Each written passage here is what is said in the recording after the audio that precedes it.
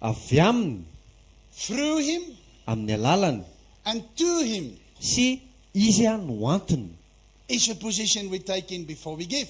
Dia izay toerana tokony raisitsika alohan'ny anomezantsika. And it's a perfect circle. Dia le faribolana tena lavorary le izy. And everything is distributed like in the Acts church. Nobody was poor. Everybody was given what they can, but it's a circle. Dia ohatrany tamin'ny andron'ny apôstôly hoe tsisy nahantra ry zareo na anankiray ara fa zay nanana dia nizara ny fananana tamin'ny olona rehetra. And that's why I've got so much respect for this ministry. Dia izay amin'ny mampatonga anahy manana fanajana feno aho an'ity asa fanompoana anankiray ity. Because I've heard the heart of the people is the same Dia nandrea hoe mitovy amin'izay koa ny toe-potsika tsirairay avy. as the heart of God. Mitovy amin'ny toe-pon'Andriamanitra. Agree? Manaiky an'izany ianao? Let's continue. 2 Corinthians 3 verses 5. Korinthiana faharoa toko fahatelo ny andininy fahadimy.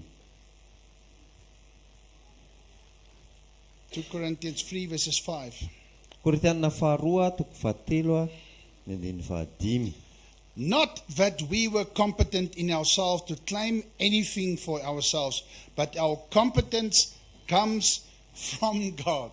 Kanefa tsy miamboanana fahaleovana avy aminay hihevitra na amin'inona na amin'inona izahay fa ny fahaleovanay dia avy amin'Andriamanitra. So our abilities and our competencies comes from God. Ny fahaiza-manao atsika sy ny zavatra afaka ataontsika dia avy amin'Andriamanitra avokoa.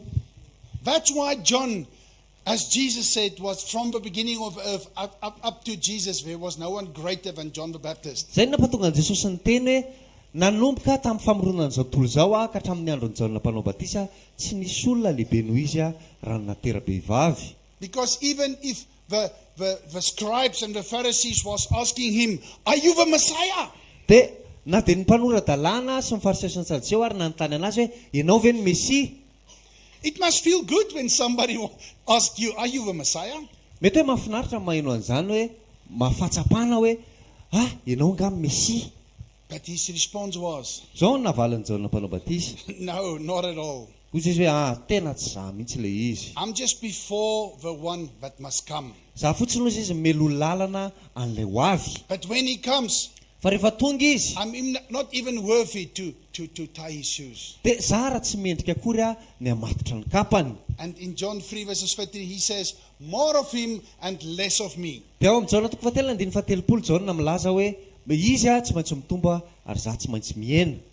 So what you have, church, Ny zavatra nananao ry fiangonana, who you are, church, maizy anao ry fiangonana is because of him. dia noho ny aminy. Amen. Amen. Let's go to Colossians 1 verses 16. Kolosianina toko voalohany ny andiny fahaenina ambin'ny folo.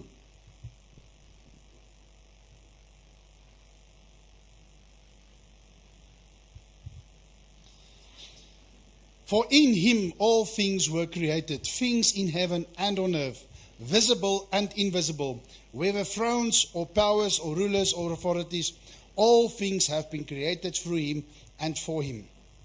Fa tao aminy no harianany zavatra rehetra any an-danitra sy ny ety ambonin'ny tany, dia ny hita sy ny tsy hita, na ny fiandrianana, na ny fanjakana, na ny fanapahana, na ny fahefana. Izy no naharianany zavatra rehetra sady ho azy izany. Amen. Amen. So now, if we understand our position, Zao raha takatritsika ny toerana tokony isy atsika, now we should go to the condition here. dia tokony miverintsika amin'ny toe-tsaintsika na ny toe-potsika. And that condition is contentness. Dia izay fahatsapana izay dia hoe fahaiza-mionona. Let's go to 1 Timothy 6, Timoty voalohany toko fahaenina verses 6 to 10. dia ny andininy fahaenina ka hatramin'ny andininy fahafolo. Timoty voalohany toko fahaenina ny andininy 1 Timothy 6 verses 6. Timoty voalohany toko fahaenina ny andininy fahaenina ka hatramin'ny andininy fahafolo. But godliness with contentment is a great gain. Zao tena ny ten'Andriamanitra fa misy tombony lehibe tokoa ny toe-panahy araka an'Andriamanitra omban'ny fiainana. I don't want to say too much about contentness. Tsy te hiteny zavatra be dehibe momba ny hoe fahaiza-mionona. But it actually means that you make peace with every situation. Fa zany midika fotsiny hoe ianao anananao fiadanana ninninona zavatra mitrango eo amin'ny fiainanao. You are happy if you have got a lot, Faly ianao rehefa manana betsaka, and you are happy if you don't have a lot. dia faly koa ianao rehefa tsy dia manana. Because contentment is a condition of the mind. Satria ny fahaiza-mionona zany dia toetra ao anatin'ny sainao. You have to choose. Ianao no mila misafidy. The heart is where God can speak. Ny fonao dia eo no ahafahan'Andriamanitra miresaka aminao. But the change must come in your mind. Fa ny fiovana dia mila manomboka ao anatin'ny sainao aloha. You agree with that? Manaiky an'izany ve ianao? That's why in Romans 12 verses 2 says God wants to change you by renewing your mind. Zay mampatonga ny ten'Andriamanitra amin'ny Romana 12:2 milaza hoe Andriamanitra te hanovanao amin'ny alalan'ny fanavaozana ny saina. So while you are sitting there, Dia rehefa eo am-pitoeranao izao ianao, it's good to say to God, dia tsara no miteny amin'Andriamanitra. God, I'm sorry if I wasn't content before I came in here. Dia miteny amin'Andriamanitra ianao, mialatsina Andriamanitra raha tonga teto mety tsy afa-po. I want to make peace. Te hanabedanana. Why? Fa maninona? Because verse 7 says, for we brought nothing into the world and we can't take nothing out of it. Fa ny 7 milaza hoe fa tsy mitondra na inona na inona tsika ho amin'izao tontolo izao. Sady hita fa tsy hahatondra na inona na inona rehefa hiala. And listen to verse 1. Ianao tsara ange ty anankiray ity But if we have food and clothing, we will be content with that. Fa raha manan-kanina sy fitafiana isika dia aoka hianina amin'izany. Who is very hungry now? Who didn't eat last night? Iza zao tsy nisakafo maly hariva. You didn't eat last night? Are you fasting? Mifady anina nga ianao. It was by choice. Safidinao le tsy te hisakafo ohatra maly hariva. Because if it wasn't by choice, please, I will buy you food afterwards if you Raha are ohatra tsy hungry. safidinao le izy fa hoe tena tsisy mihitsy dia hiarakitsika avy eo ery ivelana ery dia hividy sakafo. It was too early for me to eat as well, so I'm a little bit hungry. Dia vao maraina loatra dia efa tsy maintsy mifoty dia tsy maintsy nandeha dia za zao nona koa. But it is by choice. Fa safidiko le izy. What I'm saying is you have food at home. Am I right? Zavatra tiako tenena dia hoe any an-trano zao ianao manana sakafo tsy marina zany. And you've got clothes. Dia manana akanjo ianao any an-trano. It doesn't have to be a brand name. Tsy voatery hoe tsy maintsy misy marika le izy. It must just cover the nakedness. Fa mila manarina fotsiny any fitanjahana. So he says, if you have food and clothes, that is the position you take in of contentment. Dia zao no ten'Andriamanitra hoe rehefa manana sakafo hohanina ianao sy lamba hotafiana dia zay no toe-tsaina mila anananao mba hahafahanao mionona amin'ny zavatra anankiray. Why? Fa maninona? Because it says, those who want to get rich fall into temptation and trap and into many foolish and harmful desires that plunge people into ruin and destruction. Zao no lazay ny ten'Andriamanitra ny 7. Ary izay tahana-karena dia latsaka amin'ny fankapanahy sy amin'ny fandrika sy amin'ny filana maro tsy misy antony sady mandratra izay mandetika ny olona ao amin'ny fandringanana sy amin'ny fahaverezana. For the love of money is the root of all kinds of evil. Some people eager for money have wandered from their faith and pierced themselves with many griefs. Fa ny fitiavam-bola ny fototry ny ratsy rehetra, koa ny sasany izay fatrapitady izany dia efa voavily niala tamin'ny finoana ka nanindrona ny tenana tamin'ny alahelo be. You understand why contentment is so good, is so important? Dia fantatrao amin'izay hoe ny fahaiza-mionona dia zavatra tena manan-danja. Because if you are happy what you have, Satria raha faly ianao amin'ny zavatra kely anananao, God can add for you. dia Andriamanitra afaka manampy eo amin'ny fiainanao. He can give you more. Afaka mameanao mihoatra lavitra izy. Because He knows He wants you to go to heaven. Satria fantany ianao hoe te ho any an-danitra. So why will I give somebody money? Dia fa maninona kay ohatra hoe anome vola olona anankiray. If I know he's going to buy alcohol or he's going to gamble with that money, Dia nefa fantatra le olona hoe andeha hisotro toaka na andeha hiloka amin'ilay vola omeko azy. then I won't give him the money. I'll rather give him the food. Dia amin'izay fotoan'izay tsy omeko vola izy fa aleoko manome sakafo anazy ohatra. So how do you expect God to be different? Dia ahoana kay nieritreretanao hoe ho samihafa amin'izany Andriamanitra. He gives freely Manome maimai-poana izy when He can give it through you. raha afaka manome amin'ny alalanao. And it's again coming back to Him. dia averina amin'ilay izy avy eo. Glory to God. Voninahitra ao an'Andriamanitra. Amen. Jesus is Lord. Tompo a Jesosy. Can we say it again like yesterday? Jesus is Lord. Afaka mitemby antsika hoe Jesosy no tompo. Amen. Okay, Hebrews 13 verses 5. Hebreo atoko fahatelo amby folo any andiny fahadimy. Hebrews 13 verses 5. Hebreo atoko fahatelo amby folo any andiny fahadimy. Keep your lives free from the love of money and be content with what you have, because God has said, never will I leave you, never will I forsake you. Aoka tsy ho amin'ny fitiavam-bola ny toetsainareo, fa mianina amin'izay anananareo, fa hoy izy, izao tsy andahoanao mihitsy na foy anao akory. I want to give a small testimony regarding this.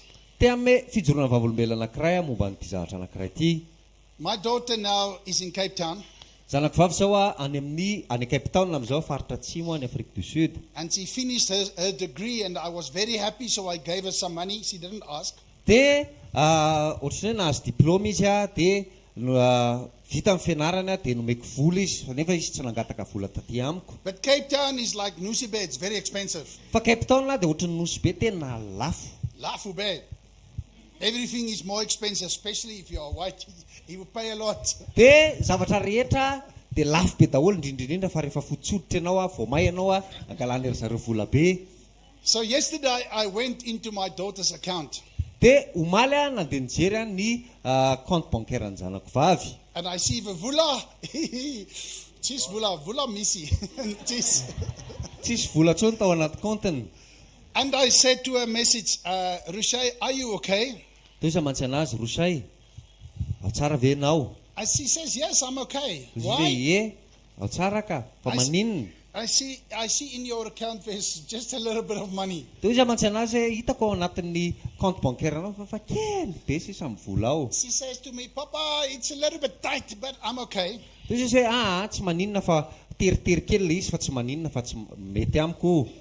And then I said to her, okay, today Dia izy mantsy anazy hoe androany I will send you some voucher for the food. dia andefa ohatrany hoe voucher ho anao ho an'ny sakafo. Then she can take the voucher and she can buy food in like a place like Leader Price. Dia ohatrany hoe afaka mampiasa an'izay ticket zay izy mandeha any amin'ny toerana ohatrany hoe Leader Price ohatra dia mividy sakafo. And she was very happy. Dia faly be izy. But important, church, Fa ny zavatra manan-danja indrindra ny fiangonana. she didn't even ask me. Tsy nangataka tamiko akory izy. And I'm not a good father. Za tsy hoe ray tsara akory. We spoke to it last week. Resantsika izany tamin'ny herinandro ambony. God is good.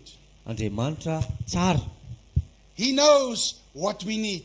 Fantatr'Andriamanitra tsara ny zavatra ilaintsika tsirairay avy. But He's more interested in the condition of your heart Fa ny zavatra tena manan-danja amin'Andriamanitra sy ny zavatra mahasarika an'Andriamanitra dia ny toe-potsika aloha. than the condition of your bank balance. Fa tsy hoe akory hoe ny condition-ny ohatrina ny vola tavela ao anatin'ny compte bancaire anao. He knows what you need Fantany tsara ny zavatra ilainao before you even ask, alohan'ny angatahanao an'izany azy. because He's a good father. Satria izy Andriamanitra tsara sy ray tsara. And that's the position we have to take in. Dia izany ny toerana tokony ho raisintsika. Let's go to Philippians 4. Jerentsika eo amin'ny Filipiana toko faefatra. Philippians 4, verses 11 to 12. Filipiana toko faefatra ny andinin'ny faraka amby folo sy ny andinin'ny faharoa amby folo.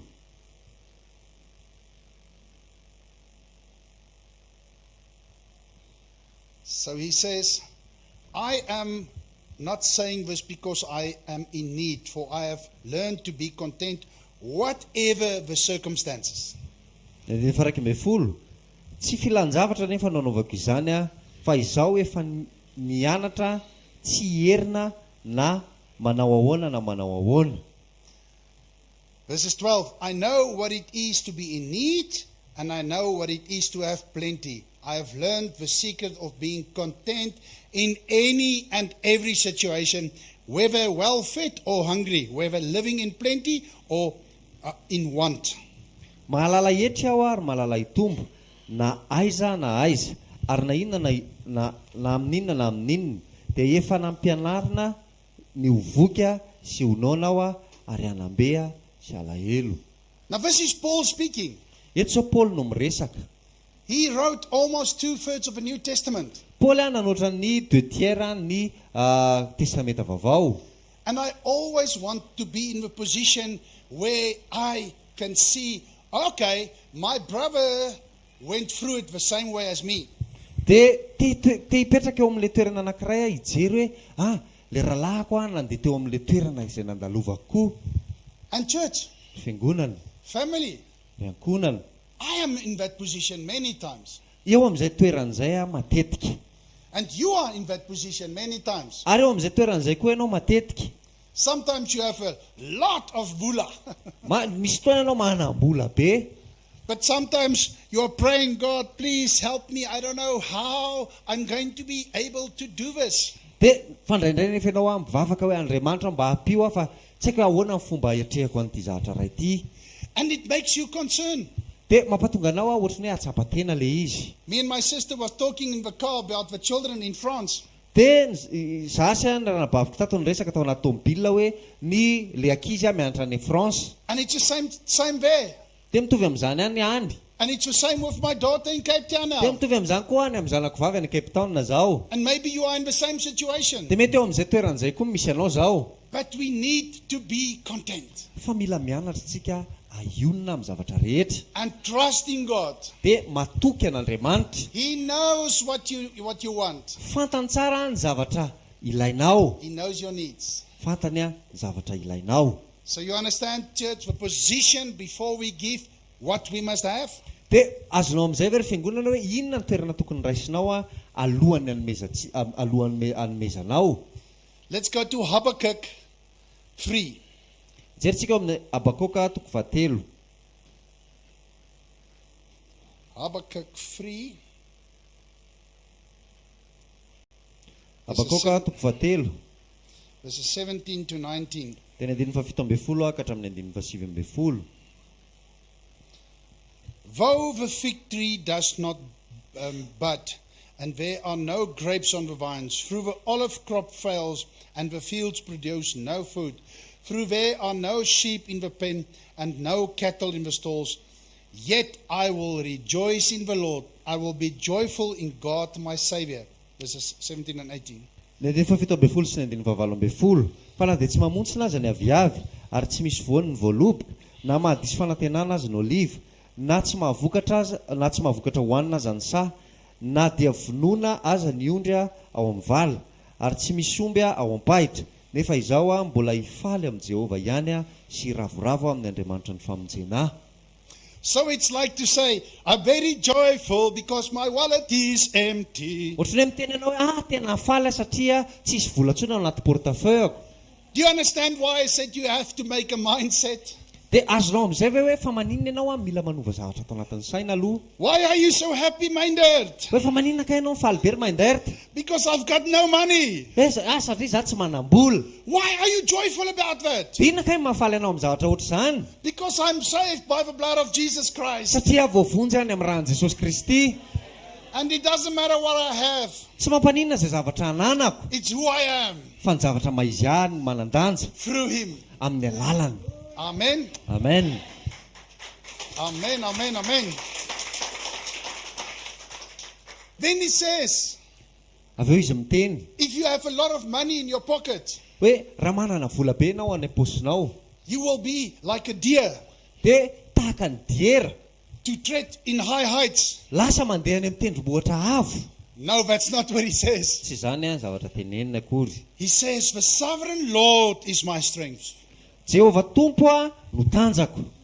Not my position of authority or power. Tsy hoe le toerana le ananako le fahefana sy ny hery ananako hoe ena dia mibaiko fotsiny. Not when I'm going there to the airport and say, why do you change the flight? Dia tsy hoe lasa ianao makany amin'ny aéroport dia ianao mivazavaza amin'ireo fa maninona ka novainareo ny heure de vol? Do you know who I am? Mba fantatra hoe iza? You should not do this to me. Tsy tokony ataonao anazy zavatra izao. I'm going to take you to court. Hoentiko any amin'ny fitsarana ianao. Because I've got a lot of money. Satria manam-bola be. I've got a lot of power. Satria manana fahefana be. No, church. Tsy izany ry fiangonana. The authority we have Ny fahefana izay ananantsika is that even if we do not have, dia na dia tsy manana ninina sika We are joyful dia faly foana because God will provide for you satria Andriamanitra no hamatsy anao at His time. amin'ny fotoanany At His time. amin'ny fotoanany At His time. amin'ny fotoanan'Andriamanitra. Amen. Amen. We almost finished, church. Let's go to Mark 12. Efa marantsika ry fiangonana, andehantsika ao amin'ny Marka 12. And let's go and read a very good example Dia maky ohatra anankiray tena mahafinaritsika about the widow momba n'ilay vehivavy mpitondra tena. from verses 41. Ny andininy faraka amby 70 Jesus sat down opposite the place where the offerings were put and watched the crowd putting their money into the temple treasury. Ary raha nipetraka tandrifon'ny fandatsahan-drakitra Jesosy, dia nijery ny fandatsaky ny vahoaka tao, ary maro ny mpanan-karena nandatsaka be tao. Many rich people threw in a large amount, Betsaka ny mpanan-karena nandatsaka betsaka tao. but a poor widow Fa nisy mpitondra tena malahelo anankiray, came and put 2 very small copper coins worth only a few cents. nisy mpitondra tena anankiray kosa tonga teo ka nandatsaka farantsakely roa ankevitry ny vary roa vaventy avy. So calling his disciples to him, Jesus said, Ary Jesosy niantso ny mpianany ka anatona azy ka nanao taminy hoe, truly I tell you, this poor widow has put more into the treasury than all the others. lazaiko aminareo marina tokoa fa io mpitondra tena malahelo io no efa nandatsaka be noho izay rehetra nandatsaka tao amin'ny fandatsahan-drakitra. They all gave out of their wealth, Fa ireo rehetra ireo tamin'ny haben'ny fananany no nandatsahany tao. but she out of her poverty put in everything, all she had to live on. Fa izy kosa tamin'ny alahelo no nandatsahany tao izay rehetra nananany dia ny fivelomany rehetra. And that's why Paul Dia izay mampatonga ny Paoly never tells us how much we must give. dia tsy miresaka amintsika mihitsy Paoly hoe ohatrinona no tokony tsy maintsy omentsika. He says, you give what the Spirit of the Lord puts on your heart. Fa ianao manome an'izay apetraka ny fanan'Andriamanitra ao anatin'ny fonao, And you give freely. dia omenao malalaka le izy. You can go home and you can go and read 2 Corinthians 8. Afaka mandeha mody ianao dia mijery ao amin'ny Korintana faharoa 9. I'm just going to touch on some of it Fa vitsivitsy amin'ilay izy fotsiny no resahako because it's a good example. satria ohatra tena tsara le izy. Let's just read a few. Vakitsika le tena Andriamanitra vitsivitsy Korintana faharoa 9. Verses 2. Tena andininy faharoa. In the midst of a very severe trial, their overflowing joy and their extreme poverty welled up in rich generosity. Fa tamin'ny fahoriana be ny izany toetra azy no titombon'ny hafaliany, ary ny hamafin'ny fahantrany no tombon'ny hareny hitsi-pony. Here, the church of Macedonia Eto ny fiangonan'ny Makedonia was also joyful, dia ny ravoravo, and they gave, dia zareo nanome even if they didn't have. na dia tsy nanana aza. That's just an example. Ohatra anankiray zany. Verses 3, for I testify that they gave as much as they were able and even beyond their ability. Koa vavolombelona aho fa araka ny zakany, eny mihoatra noho ny zakany aza, sady araka ny sitrapony ihany no nanomezany. And church, entirely on their own. Dia hitanao tamin'ny zavatra rehetra nataony ry zareo. Your left hand should not know what your right hand does. Dia ny tananao avia tsy tokony hafantatra akory hoe inona ny ataon'ny tananao havanana. And afterwards, when the lady come and bring the basket, Dia avy eo amin'izay rehefa tonga amin'ilay vehivavy mitady rakitra ohatra rehefa avy eo, you don't have to hide your 100 ari-ari. dia tsy tokony ho afeninao hoe raha ariary zato ny anananao dia izay no ataonao dia tsy tokony ho afeninao le izy. And you don't have to show your 20,000 ari-ari. Dia tsy tokony haderaderanao rehefa ame 2,000 ianao. It's something between you and God. Fa zavatra momba anao sy Andriamanitra le izy. And feel proud whatever you give. Dia aoka ianao irehare amin'ny zavatra afaka omenao. And if you cannot give today, it's okay. Raha tsy afaka manome koa ianao androany tsy mampaninina zany. Maybe there will be a child on street that you can give something. Mety hoe misy ankizy eny an-dalana eny afaka omenao zavatra ohatra. But always be careful not to give if God doesn't tell you what to give. Dia aza manome mihitsy rehefa tsy miteny aminao Andriamanitra hoe tokony hanomenao. And that's why I want us to go to 2 Corinthians 9. Dia izay tiako andehanantsika amin'ny Korintana faharoa toko fahasivy.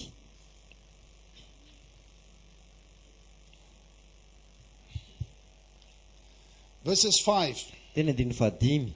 So I thought it necessary to urge the brothers to visit you in advance and finish the arrangement for the generous gift you had promised.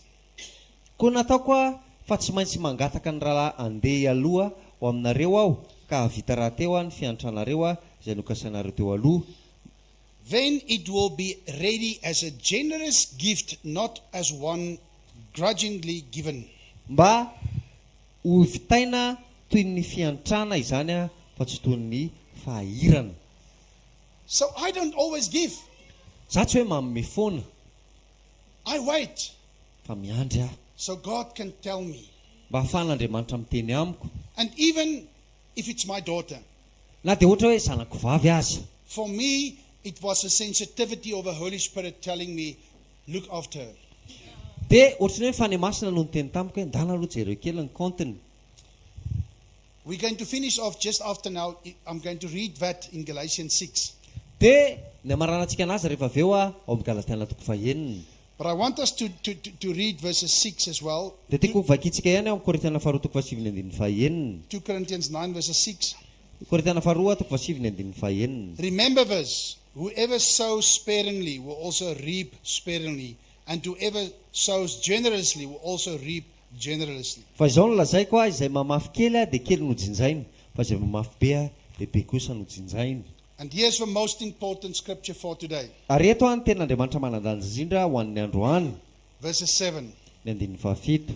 Each of you should give what you have decided in your heart to give, not reluctant or under compulsion, for God loves a cheerful giver.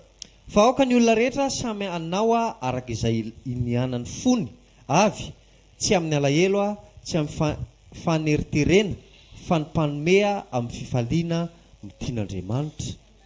And church, that's why I said it's important to be sensitive towards God. Dia izay mampatonga anao hoe tokony haheno tsara ianao an'Andriamanitra. I want to tell a short example. Tehaka ohatra anankiray fohy aho. I was in the shop, Tany amina toerana fiantsenana anankiray aho. like the same as Super U. Ohatrany hoe mitovy amin'ny Super U. In front of me was an old lady, Misy vehivavy anankiray efa antitra be teo anoloko. but I think she's got dementia because I work a lot with people. I think she's got dementia. Dia mieritreritra hoe voan'ny damensia izy ohatrany hoe aretin'ny olona rehefa le antitra dia manomboka manadino. So she was opening her bag and closing and looking for something, but they were ringing up all the goods. Dia ohatrany hoe lasa izy manokatra ny poketrany dia manokatra zavatra dia ohatrany hoe mitaditady zavatra. Fa le caissière etsy ohatrany hoe mandefa an'le entana foana miskane an'le entana. She didn't look organized. Ohatrany hoe tsy vonona be izy nandeha tany. And right there, God tells me, you must pay for her groceries. Dia teo niteny tamiko Andriamanitra hoe ndana alohanao izay zavatra vidiny rehetra. So I take my card, I give to the cashier, Dia raisiko ny kartako dia nomeko an'le caissière. and this old lady is still looking for things. I don't know what she's looking for, but she's looking. Dia le vehivavy lehibe efa ohatrany hoe mitady zavatra foana tsy fantatra inona zavatra tedaviny fa ohatrany hoe mikarokaroka zavatra izy. The cashier gave her the slip. Dia nomen'le caissière anazy le facture. She wasn't even looking at me. Dia tsy nijereny akory aho. She took the bags Dia niraisiny ny entany and she go. dia lasa izy nandeha. She doesn't up to today maybe even know I paid for her groceries. Mety hoe tsy fantana ka hatramin'ny androany nalohako ny tsenany tamin'izay fotoan'izay. And I was going to tell it to many people. Dia ohatrany hoe tsy haiko teneniko olona be dia be le izy. And God says, this time, Minded, don't talk about it. Dia ozy aho mantsy anazy hoe ozy izy Andriamanitra mantsy anahy amin'ny tindray mitorakitery manderita tsy resahanao le izy. Today, I want your left hand not to know what your right hand did. Androany tiako fantatra hoe zavatra ataon'ny tananao ankavia tsy tokony ho fantatry ny tananao ankavanana. It's just a short example, church. Ohatra anankiray fotsiny le izy ry fiangonana. But sometimes we need to be, not sometimes, we always need to be sensitive where to give and when to give. Fa matetika tokony ho fantatritsika foana hoe amin'ny fotoana rehetra tokony ho fantatritsika hoe tokony hoe inona ianao tokony hameha dia inona tsy tokony hameha. The last scripture for today, Galatians 6. Dia ny ten'Andriamanitra farany androany dia ny Galatiana toko fahaenina. For me, this is really a very important scripture. Ho anahy dia anisan'ny ten'Andriamanitra tena manandanja izy ity. Verses 2, carry each other's burdens, and in this way you fulfill the law of Christ.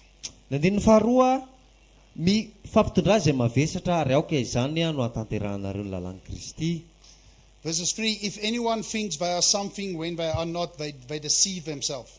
Ny andininy fahatelo, fa raha misy olona manao ny tenany zavatra ka nitsinitsinina dia mamitaka ny tenany izy. And as you heard this morning, Dia tahaka ny renesinao andro amin'ny maraina, as you heard from the widow, tahaka ny renesinao tamin'ny alalan'ilay vehivavy mpitondra tena anankiray, as you heard from the Church of Macedonia, tahaka ny renesinao tamin'ny fiangonan'ny Makedonia, as you heard my small testimony, tahaka nandrenesanao ilay fijorona vavolombelonako fohy teo. he says in verses 4, Izao no lazaina amin'ny andininy fahaefatra. each one should test their own actions, then they can take pride in themselves alone, without comparing themselves to someone else. Fa aoka ny olona rehetra samy izato toetrany miasany avy, dia samy anana afaliana ny amin'ny tenany ihany izy, fa tsy amin'ny olon-kafa.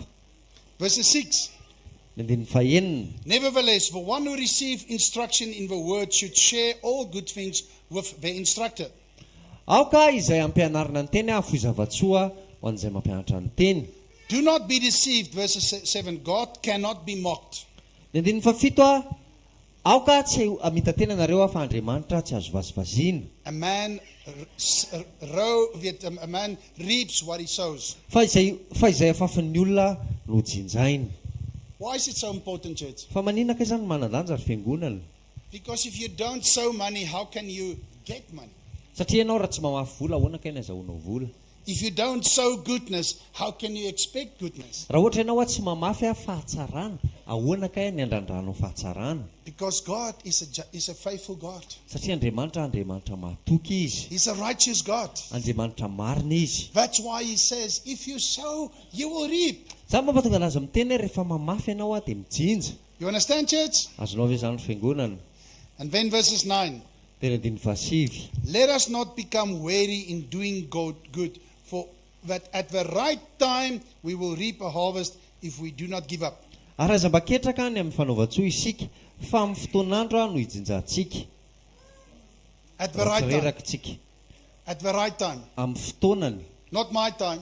Tsy amin'ny fotoanako. Not your time. Tsy amin'ny fotoananao. God's perfect time. Fa amin'ny fotoana tanterak'Andriamanitra. And the last scripture for today is verses 10. Dia ny tenin'Andriamanitra farany ny andininy tsoratra masina vakitsika farany androany dia ny andininy fahafolo. Therefore, as we have opportunity, let us do good to all people, especially to those who belong in the family of believers. Koa araka ny ananantsika andro anaovana, dia aoka isika hanao soa ho amin'ny olona rehetra, indrindra ho amin'ny mpianakavy amin'ny finoana.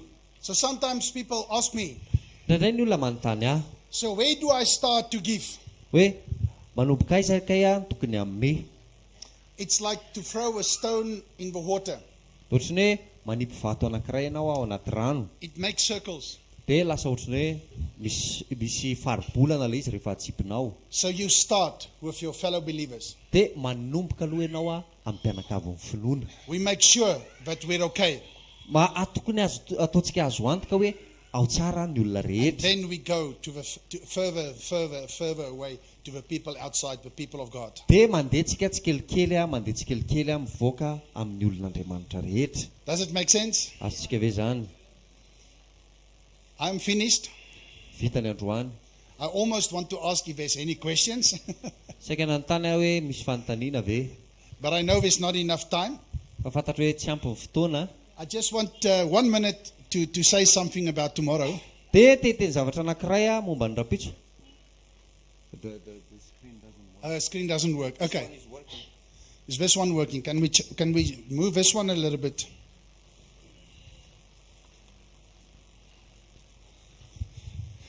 Is there something on the screen yet?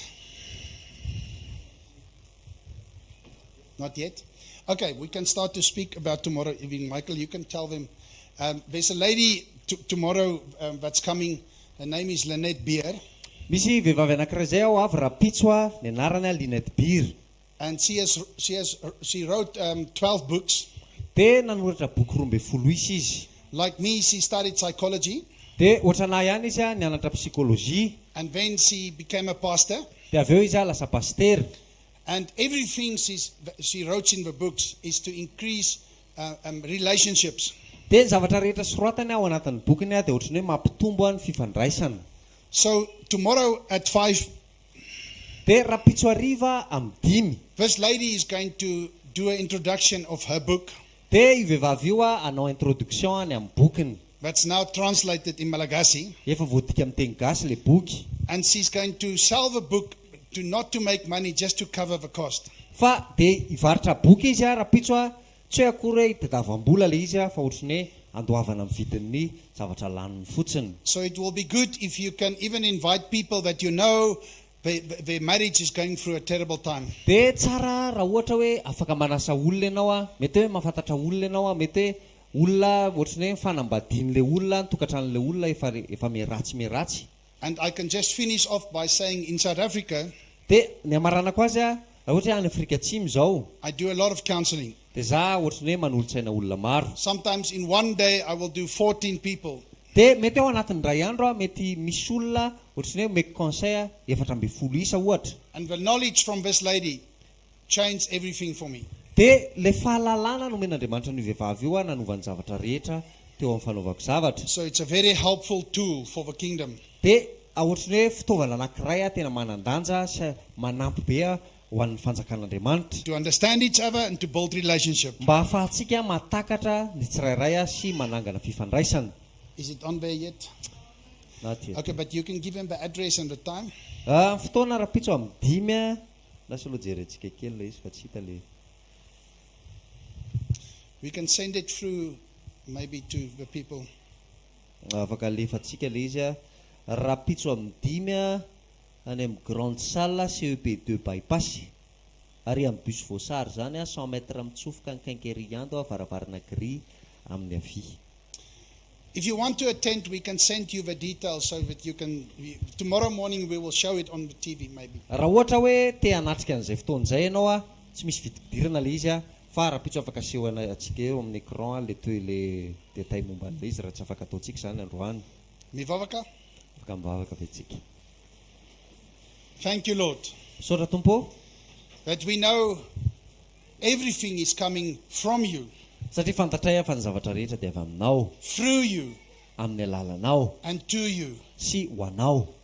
Let your name be glorified through this, Lord. Aoka ny anaranao nomena amboninahitra amin'ny alalan'izany Tompo. Let your kingdom come. Aoka ho tonga ny fanjakanao, Let your will be done, atao ane ny sitraponao as in heaven as on earth, etỳ tany tahaka ny any an-danitra through us. amin'ny alalanay, In Jesus' name we amin'ny pray. anaran'i Jesosy ny vavahanay. Amen. Amen. Mesotra betsika. Fahasoavan'Andriamanitra natoy izao fahasoavan'Andriamanitra natoy izao anareo Amen. Veluma, tahin tumpu. Rapitsu in Rai.